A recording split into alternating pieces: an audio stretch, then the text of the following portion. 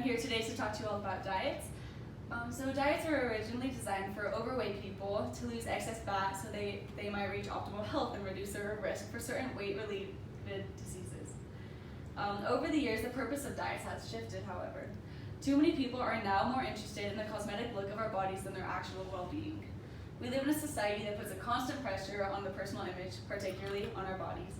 In general, as humans, we seem to have this skinny obsession, which brings people to come up with and try out new diet after diet, many of which are doing more harm to the body than good. I first got interested in the concept of extreme fat diets when taking a college nutrition course, and we learned about the extreme detrimental health effects they can cause on your body. By fat diets, I mean a stylish weight loss plan that is popular for a short amount of time. There's the paleo diet, ketogenic diet, juice cleanse, Atkins, veganism, intermediate fasting. The list of fads goes on and on. So the drive behind every single one of these fad diets is pretty simple. People want significant results fast. However, simultaneous to this race to lose weight, the obesity rates continue to climb. This endemic is not due to negligence or lack of care. On the contrary, people stress tirelessly over having their perfect body. For some, even more so than having a healthy body. It's these fad diets that are throwing people in a downward spiral of health.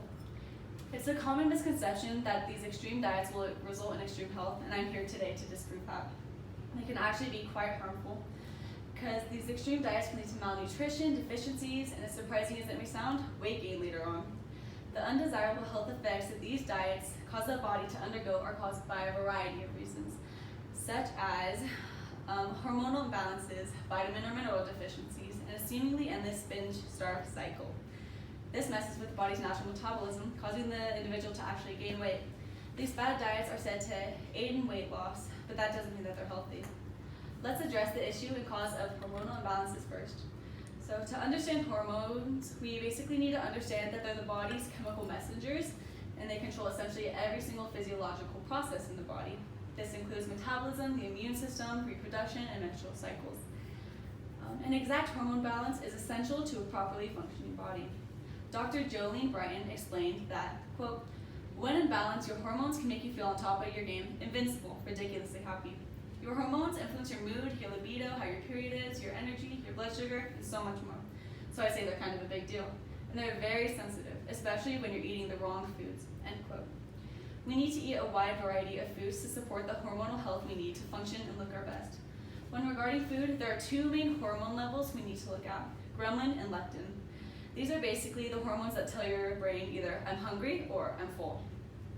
When a person's body senses that they are in a state in which they can't get enough food or energy, these hormones are affected, and this can interfere with the body's natural hunger satiety system. Typically, the extreme dieter will eventually be so overcome with hunger because their ghrelin is yelling at them to eat.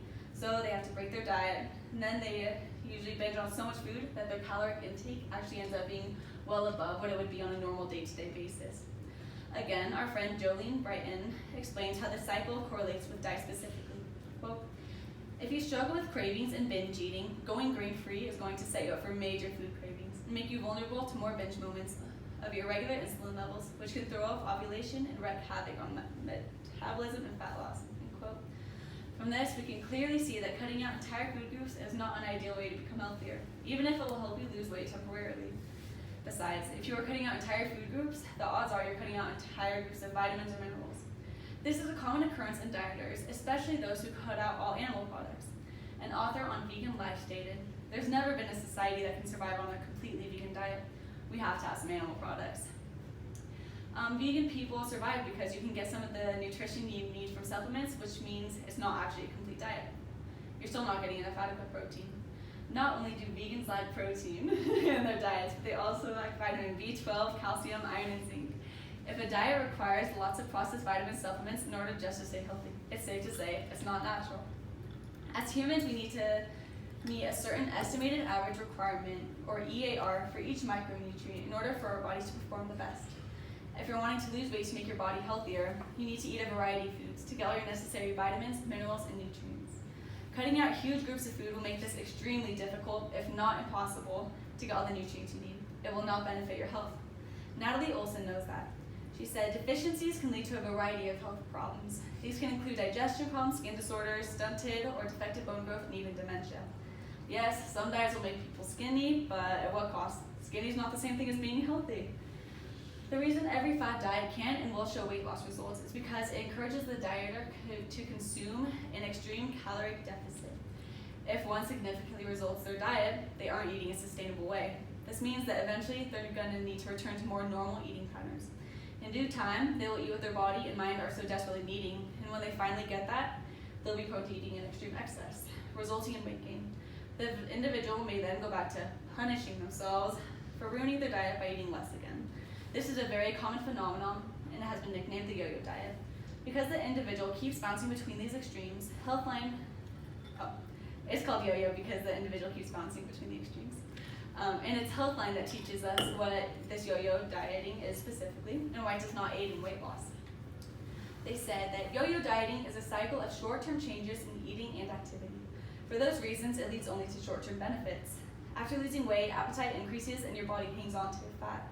This leads to weight gain, and many dieters end up back where they started or worse.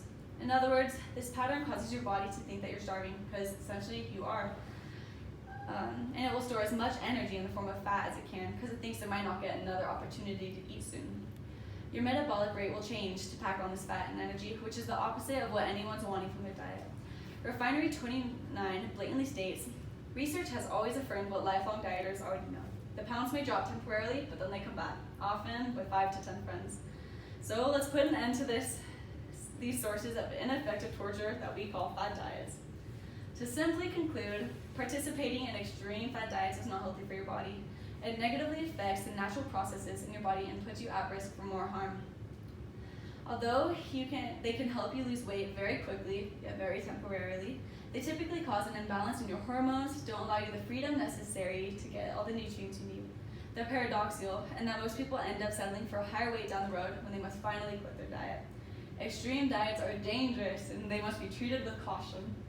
Thank you.